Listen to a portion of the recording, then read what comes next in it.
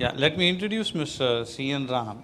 In a career spanning almost 40 years, C.N. Ram spent almost most of his time in the financial services, helming the technology function in the two banks, Bank of America and HDFC Bank. As a head of IT at the start of HDFC Bank, he was responsible for putting up the blueprint for the various systems to support business, which is corporate, retail, treasury, payments, and staffing the functions for growth by designing new products and for their sustenance. Most recently, uh, he is an advisor for Warburg, Pincus, and for the last 6 years, he has been working with companies in many industry segments, be it financial services, retail, logistics, real estate, hospitality, and technology in the SaaS area. Recently, he promoted FYNDNA with a vision to build a suite of modern, scalable, secure, and fully digital cloud-native software and systems complete with all interfaces. He is the MD and CEO of FYNDNA. Put your hands together to introduce Mr. C.N. Rao. Thank you. Thank you. Good evening.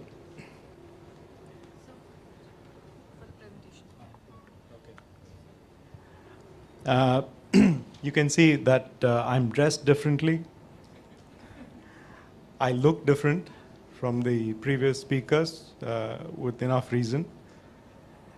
And I have to say that I really enjoyed the previous presentations. And one of the things that struck me when Akhilesh was presenting, unfortunately I was looking at his shoes. And I have to say that it took me back to my IIT days. We were watching a movie. This must have been at least 35, 40 years back.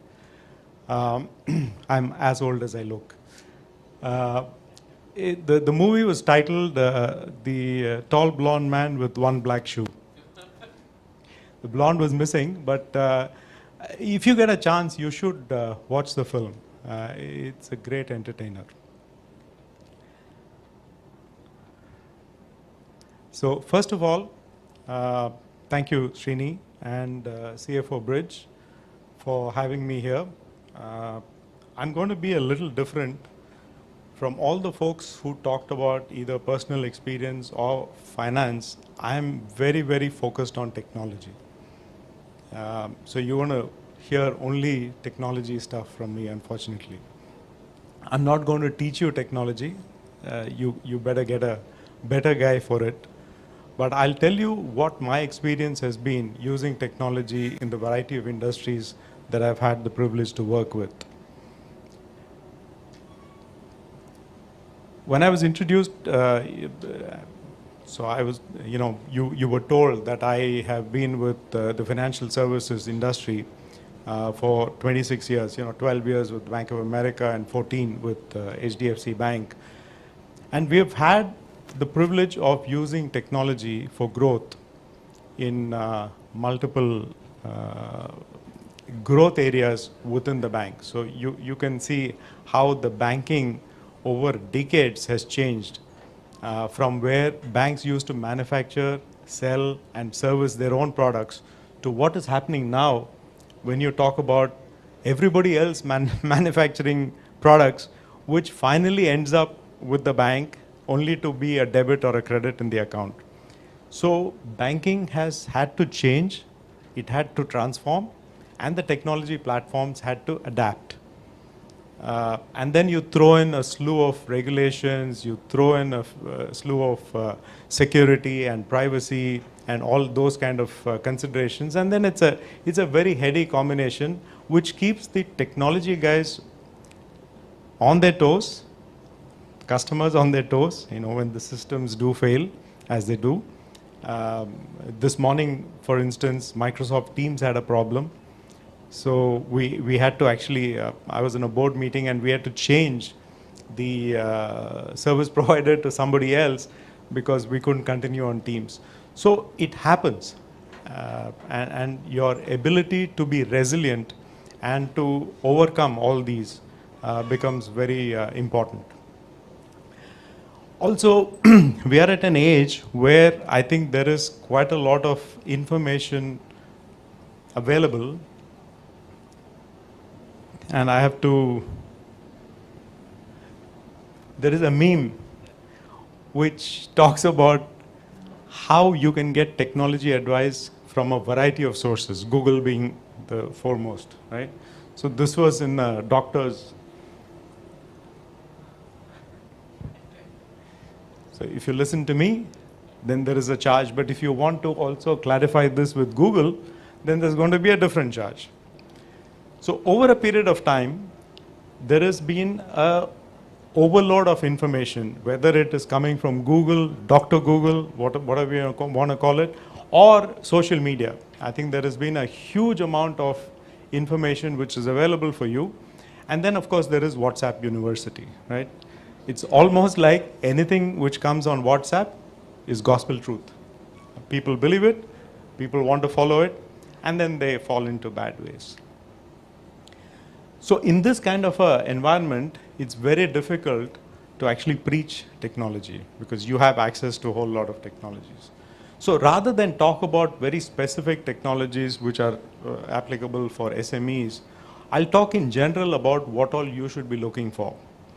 And in the last 7 years, I've been working with a whole host of SMEs before setting up my own S in the last year. And it has been a very, very enlightening journey. The kind of stuff that people want to look for and what they don't look for and they don't end up doing is what I'm going to highlight. And that is something which will probably be helpful in terms of when you're talking about how you should approach your SME requirement from a technology perspective. So I won't talk about finances. There are enough people to fund you. Regardless of what Mitesh said about funding winter, there's a lot of money. He also put up a slide which talked about a whole lot of money being available. It just means that you have to have a cogent business proposition, and then there are enough people who will be willing to fund you. Before I forget, I want to wish Srini and your merry band on your 10th anniversary. I think it's a phenomenal achievement, and as you go beyond a certain age, I mean, for youngsters, 10 years is nothing, right? For people like me, 10 years is a huge achievement at my stage in life. So I think best wishes are in order, and may you grow, may you prosper, and more importantly, may you be of service to the segments that you have chosen to. And I'll give you some uncalled for advice about what all you can do to expand your services. When we look at technology these days, speed is of the essence. So when people are going to do a mad scramble and bid for the 5G airwaves and spend thousands of crores of borrowed money, banks are going to laugh all the way to the banks. The important thing to understand is that people's reaction time is getting smaller and smaller. Youngsters like you, many of you, want instant gratification. I mean, what we used to dream about, saying that if I can do a transaction, let's say I go to a bank and withdraw money, within a couple of hours, I should be very happy in those days, because you had to find parking, you had to stand in the line, and then, the teller, hopefully, she was in a good mood, otherwise the shutters will be down. So all kinds of things, right? Now, everything happens at the blink of an eyelid. And it doesn't matter which part of the geography you're in. You could be in Timbuktu, you could be in Tirunelveli, it doesn't matter. You finish your transaction and on, that's it. You don't even wait for the transaction to be completed. These days, there is a little bit of a risk in terms of you doing UPI. You have to wait for the transaction to be completed and the app to tell you it's done. Because the systems which were built in those days did not envisage digital transactions at digital lightning speed of what is happening today. So all of you, whether you are in the manufacturing business or in the service business, you're going to be up against it in terms of speed. You have to cater to your customers, you have to cater to your employees, and you have to cater to them in lightning speed. That is why technology is so interesting, because what it does is it gives us technologists a new lease of life. So I should be in retirement and oblivion, but I set up a new company. It's a great opportunity to indulge your passion, to also make sure that you collect around you, just like what CFO Bridge did, people who are equally passionate about technology and want to make a difference in the world. Again, like I told you, I'm going to look at it only from a technology lens. What I find with the SMEs, in most cases, is they are underinvested in technology, they are underinvested in technologists. The first part is easy to fix. The second part is getting difficult because the technologists are pricing themselves out of the market, unfortunately, today. So if you go try and shop around for a good technology person, you may not be able to afford it, which is a pity. But hopefully that situation will change. You will find more and more technology because, like they say, nature abhors a vacuum. And when you see people drawing so much of salary, then a whole lot of people will come in. And that will be the salvation for people like me, because we can't afford to pay the kind of salaries that we are doing now. Underinvested in technology, underinvested in technologists. What does this imply? It means that the kind of opportunities that you have, you won't be able to actually fulfill them. When you talk about agility, scalability, availability, you need technology platforms which actually enable you to do that. Because I haven't come across a single SME which says, I don't want to grow. I want to be just like this. I'll serve 5 customers and I'll be happy. It's never going to happen like that. Every SME wants to grow. The S wants to be an M wants to be an E. Right? I mean, this is what keeps the cycle of life moving. In order to do that, earlier, we didn't have to have too much attention being paid to the kind of technology you used. Because of the agility, you have no time to change. So you better think about the appropriate technology right at the time, knowing full well that you're going to grow. So you need to make those kind of investments with the right kind of perspective. Not many people talk about risk. I mean, you heard Akhilesh, factory burned down, stuff like that, right? To use some of the parlance that youngsters use, shit happens. And it'll probably happen to you when you least expect it.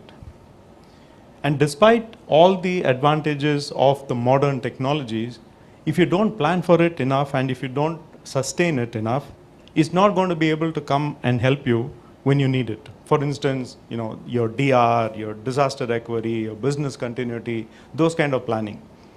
Many of the SMEs that I know, apart from investing in technologies, also underinvest in risk assessment. So people don't look at the risk. And customers these days are not loyal. They go to whoever gives them the best service. If you can't find something in Amazon, you go to Flipkart. If you can't find something in Flipkart, you go to Snapdeal. That's it, right? Loyalty is snapped because of convenience or availability. Now, how do you make yourself the best possible provider of the kind of services that the customer needs. It's all because of technology. Not only do you do the transaction fast, but you also accumulate knowledge about the customer and their preferences. Connectedness. We all need to be connected with the customer 24/7. You don't know when you'll wake up at what point in time in the night and say, crave for an ice cream. Right? It doesn't happen to me. I'm talking about the youngsters, right? And most important, if you don't grow and if you're not profitable, how are you going to retain your staff? So staff morale is tied up very, very intimately with your ability to grow, your ability to prosper. And we talk about fickle customer loyalty. There is fickle employee loyalty as well. The usual stuff, compliance, privacy. There is a slew of regulations, unfortunately, which has been thrown at not just the E's, but the M's and the S's as well. So it doesn't matter what industry you are in, the regulator is going to come after you. GST compliance, sales tax compliance, things which happened 8 years back. There is nothing which prevents the regulator from actually coming after you. Therefore, your records have to be perfect. You don't want to waste any management cycle in accumulating reports to be presented to the regulator.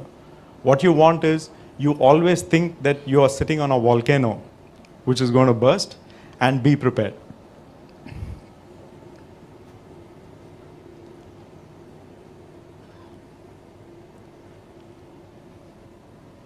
You've heard of all this, right? Cloud, digitalization, outsourcing. We're talking about, I'll talk from the last. I mean, everybody knows cloud. I mean, all of you use Gmail, all of you use Yahoo, all of you use O365. So I think it's a huge business case has been already made. It's not because it is cheaper, but in the overall context, it is probably the cheaper option that you have. Instead of setting up your own data center, instead of hiring people, instead of worrying about power and breaches, internet security, and so on and so forth, cloud is probably the best option that you have. Digitalization, immediacy. You're talking about being able to service the customer when he wants, in the quickest possible way, and in the most complete way. And if things go wrong, you want to have the customer solve his own problem. He can't be calling a call center and for you to accumulate all the data and say, is this the problem, is that the problem? Go to Amazon. How well they solve all your problems, right? They have all the data, and at the last step, if that doesn't solve your problem, then you call for an agent or a chat bot. That's how you should actually engineer your businesses too. There will be problems, but you need to be able to actually get technology to answer most of the customer queries so that you don't waste any cycles. You don't waste manpower. Outsourcing. Experts like CFO Bridge. You don't have to hire people who are experts. You just hire agencies, because that ensures continuity. I think it's very important for us to look at outsourcing as a business model which has come to stay. More and more people are going to be very excited about the CFO Bridge model, because what it affords them to do is not stick with just one company, but have the ability to deal with a variety of companies. I mean, one of the most exciting things that I did in the last 7 years is work with SMEs in the logistics sector, in the real estate sector, in the tech sector, in the financial services sector, in the retail sector. So you learn quite a bit from just the exposure. And the kind of talent that you actually derive into the company means that the cross-pollination happens, the collaboration happens, and then a lot of experts get created. So they are able to actually make the difference to you in terms of the ability for you to handle those kind of issues and problems in double quick time. because they have the experience behind them.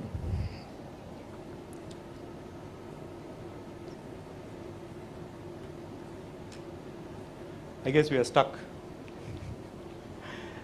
You have to get this by heart, only then it'll move.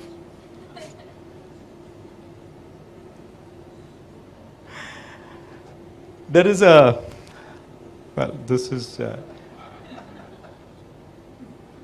right?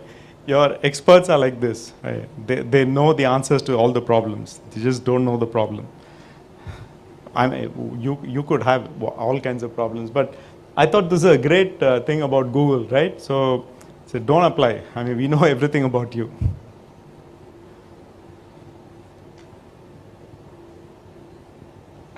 So I think there is a huge opportunity for people like CFO Bridge in all these aspects. I mean, you could be doing just a couple of them now, but I think there is quite a lot of activity with technology at the core. The whole idea of being able to use technology wisely within the organization for creating efficiency, effectiveness, and being able to be connected with the customer all the time, answering all the queries, being able to prosper, not to worry about scale. These are all very important aspects. And if an SME, the S and the M, if they have to go to multiple partners to get this, it'll never get done. They don't have the wherewithal. So this is something which you may want to think about, how you will expand your partnership to be the McKinsey, like you said, of all the SMEs. And it's a great opportunity. I mean, VC talked about 8 million SMEs and growing, right? The entire focus of the country, the Prime Minister and the Finance Ministry is on SMEs. They want to see, because this is the driver of growth. So this is a list for you, not for the SMEs.